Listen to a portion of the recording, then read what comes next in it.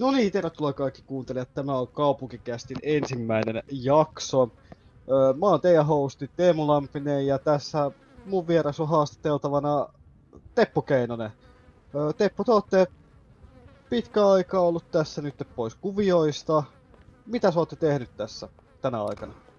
Mm, no, mähän on reissailu vähän siellä sun täällä ja tehnyt kaikenlaista siivoushommaa ja baarimikon hommia. Ja siinä se oli oikeastaan. Joo, ellen aivan väärin muista, niin muutama vuosi takaperin teidät julistettiin kuolleeksi aivan virallisia kanavia pitkin. Mitä tapahtuu ja miten olette nyt taas siinä? No, virkavallain kanssa oli vähän ongelmia ja mä en niin siihen ratkaisuun, että parempi kadota. Joo. Niin, otetaan seuraavaksi puheenaiheeksi tässä tälläkin päivällä hyvin ajankohtainen kuin nuorempi konstaapeli Gerhard Rihmakallio. Olette tänään hieman tutustuneet häneen, nähneet häntä. Mitkä on mielipiteesi hänestä? No,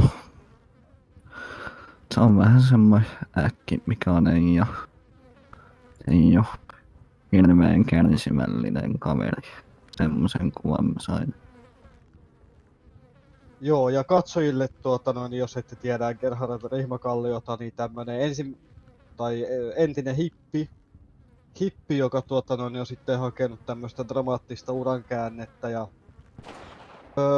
pahoittelut katsojille, lähetys keskeytyy, tuolla räjähti poliisiauto. Poliisiauto räjähti tuossa meidän ulkopuolella, mutta tosiaan Rihmakallio, entinen hippi, etsii uran muutosta ja nyt tosiaan poliisissa. Rihmakalliosta pyörii paljon omituisia tarinoita pitkin Helsingin katuja. Hän on muun muassa törkeän huumausainerikoksen hyvittänyt 5 000 eurolla omaan taskuun ja hän on huhujen mukaan ottanut pyhää valoa ja käynyt ulostamassa Autofixin parvella olevalla rengasvarastolla. Pyhästä valosta puheen ollen, Teppo Keinonen, oletteko käyneet Garage Cityssä vielä? En oo siellä vielä käynyt. Selvä. Garage City on kyllä hieno paikka siitä. Se on semmonen, että pääsee vähän etääntymään tästä Helsingin melskeestä ja pääsee sitten pienelle lomalle. Mitäs on Teppo nyt fiiliksiä, kun oot tänne Helsinkiin palannut ja oot täällä nyt hetken aikaa ollut? Mitkä fiilikset? No vähän hämmentynyt, että näin paljon paikat muuttunut ja ihmiset muuttunut, mutta kyllä näistä ajan mittaan rauhoittunut. Joo. Sä oot varmaan seurannut jonkin verran, tai en tiedä oletko seurannut, mutta oletteko tietoinen siitä, että meidän kaupungin pormestari on ottanut niin sanotusti tulta alle ja lähtenyt pois? Häntä ei ole tavoitettu mistään. En oo ottanut kantaa. No siis mä en tiedä asiasta oikein mitään. Joo,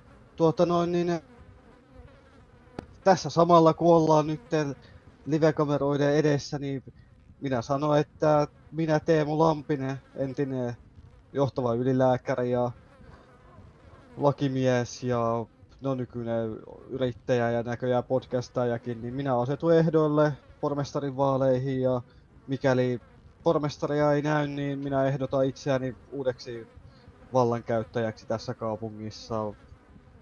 Pormestari Pekka Lahdella on tasan viikko aikaa vastata tähän jotenkin ja ilmoittaa paluustaan. Jatketaan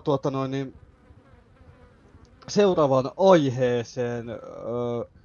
Teppo Keinonen, olette huomanneet varmasti, että täällä kaupungissa on useita baareja. Täällä on Essoa ja on Reapers-baaria ja Kallio-baaria. Niin mikä on teidän mielestänne mieluisin paikka näistä?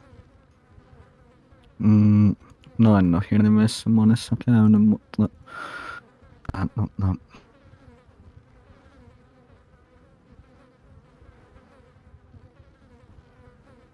Kalliobaari nyt on ihan mieluisalta. oikea vastaus. Tää alkaa ensimmäinen kaupunkikästi jakso olemaan nyt tässä purkissa ja seuraavassa lähetyksessä, kun saadaan tehtyä, niin vieraana nähdään Eetu Lampinen ja siitä hänestä ja siitä lisää sitten seuraavassa jaksossa. Kiitos kaikille.